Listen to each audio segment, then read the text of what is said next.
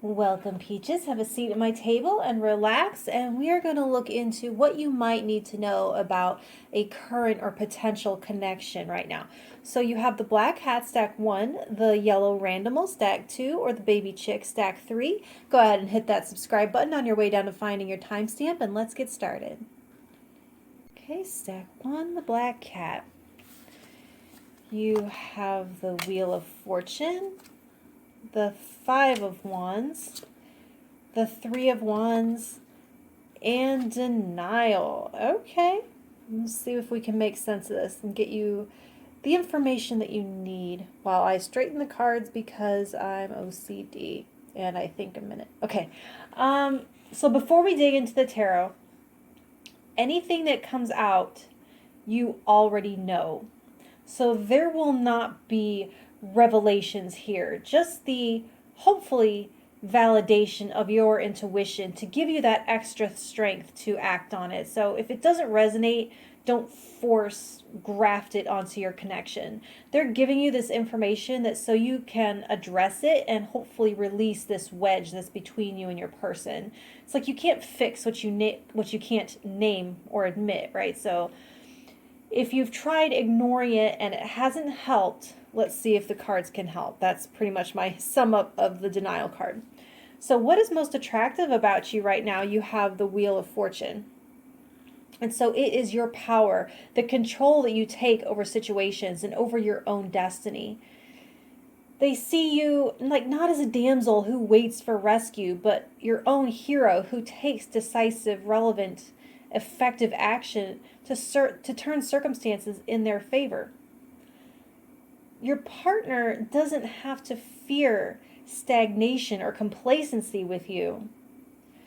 So whatever issue isn't being spoken of here, no one is oblivious. It's like a huge pink elephant in the room, and they know it'll be you who initiates the healing process. And it's not that they're weak.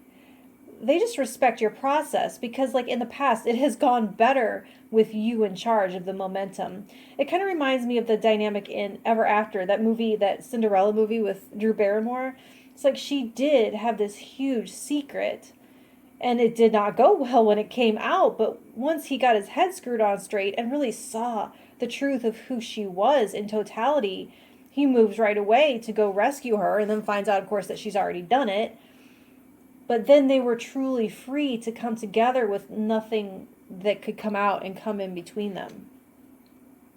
So for strengthening bonds, you have the 5 of Wands. So yes, a willingness to confront this elephant. The show of bravery, it demonstrates commitment and integrity. And like getting it all out in the open really helps bring you together just as surely as like tearing off your clothes would, because both of these things are barriers. I mean, it might get heated, it might get a little tough, but you're fighting because you're committed to improving the connection. It's like not showing up to the table and turning a blind eye basically says that you've given up and you don't see a future worth fighting for. Sometimes like long periods of no conflict can be, not always, but they can be a sign of people having already checked out. So just show up and show that you're dialed in and you're checked in and you feel like there's a future worth shaping. So your potential outcome, you have the 3 of Wands. So you are looking to the future again, having addressed this obstacle and either removed it or you're working on it together. And it's like you're mutually asking each other, what's next? Where do we go from here?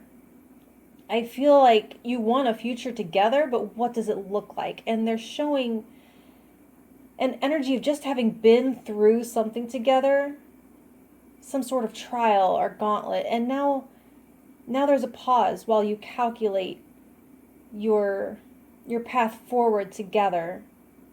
And seeing as your leadership is shining here with the Wheel of Fortune, ask yourself, what are your dreams and advocate for them now? Because like bake them into the plan now.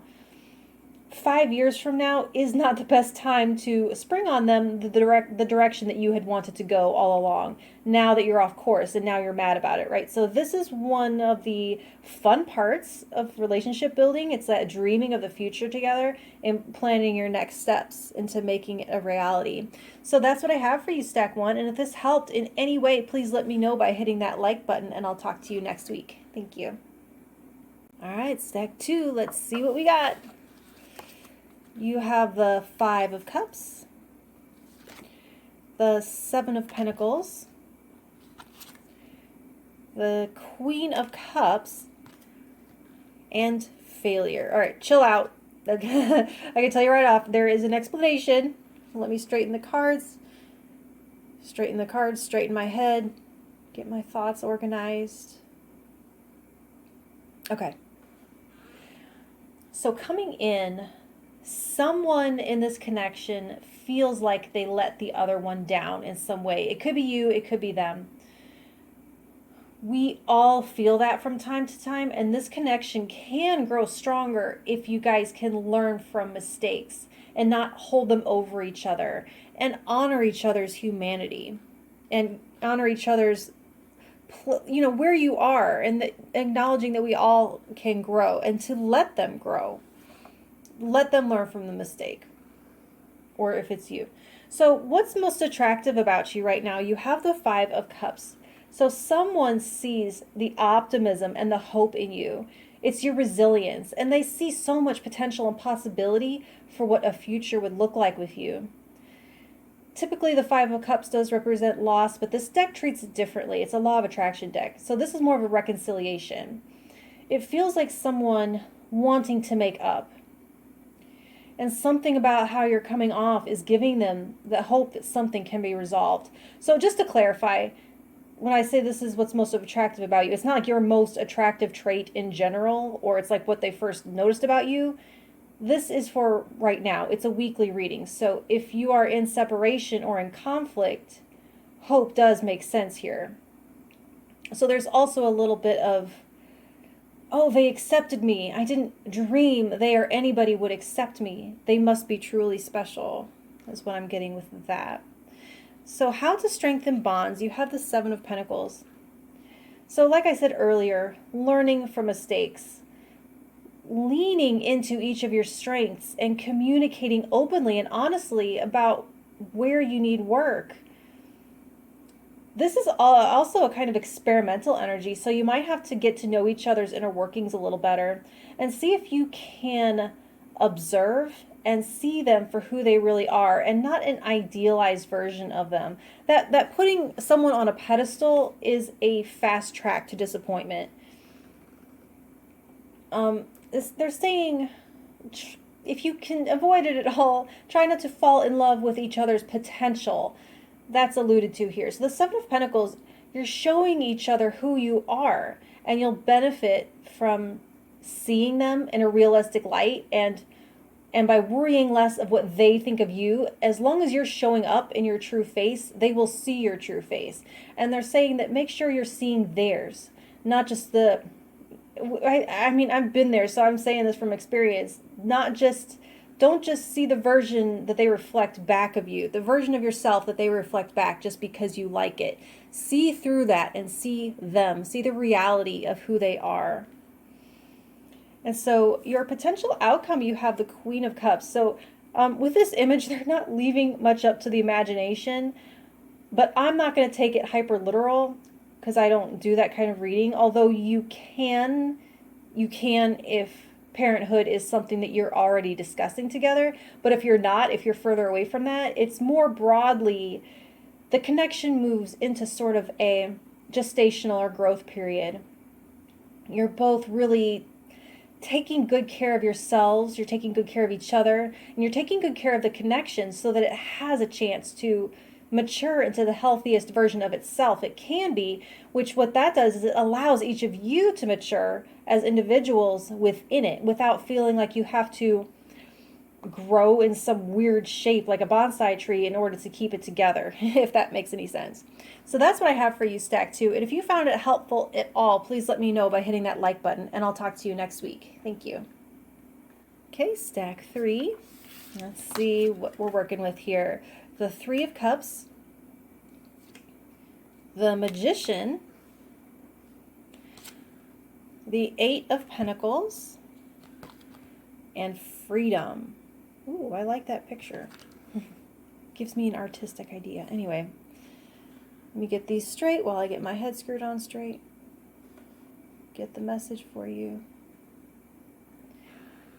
So with freedom as the theme, they really want to highlight how you maintain your autonomy and individual power when you enter into intimacy with another person. Like not being an amoeba where your, boundaries dissolve and you just become one. They're wanting you to think about how you maintain your individuality. Are you maintaining your personal freedom of expression and choice, or are you filtering all of your decisions and choices through the lens of what will they think or feel? And it's one thing to be empathetic. It's vital, actually. But there's a line between empathy and giving your power away. That's key here. So what's most attractive about you right now, you have the 3 of Cups. And so I'm getting like 2 different things here. You're standing out in a crowd for sure. So if this person has options, you're edging the others out for sure. For others of you, totally different message. They might be happy to have found a new polyamorous potential partner, which is not that easy to find. So take what resonates. If you are not poly, then it's the first one I said. But whatever it is, wherever you fall in that spectrum, I can't just name it for all you because it's something extremely specific that they're looking for, and you have it. So whatever that is, there's a match here, a specific and unique match.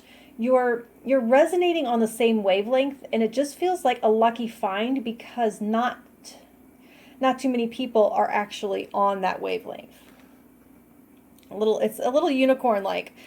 So how to strengthen bonds? You have the Magician. So this is going to be hard to get across.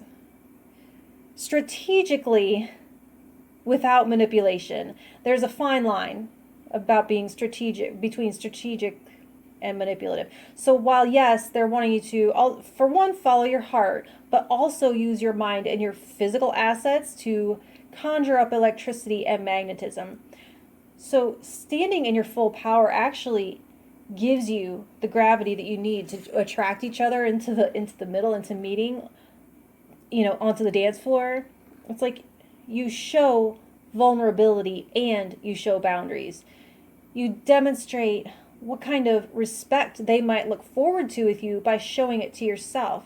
You show them how you need to be loved by demonstrating how it's done to yourself.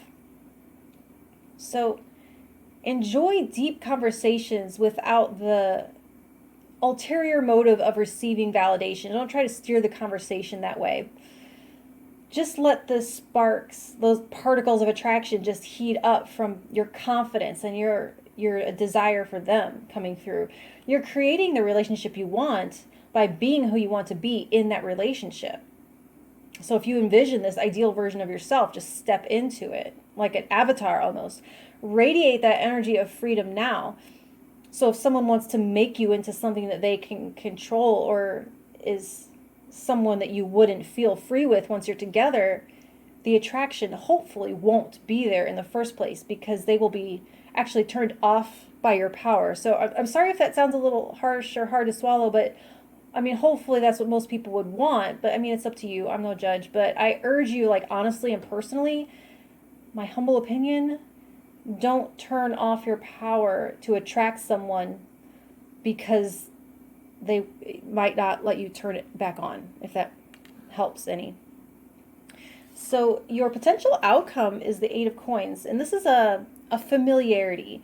You may enter into a period of time when you're like memorizing each tiny freckle of their body, or learning what each of your different laughs mean, how you work, behind closed doors. You're ironing out any kinks, or learning each other's kinks, or possible miscommunications, communication styles, love languages, spending lots of time together. I'm seeing the 8 of Pentacles. It's work and mastery, and this feels more like mastery than work, honestly. So like, oh, that first time was terrible. I guess it just means we have to do it 1,000 times more. Oh well.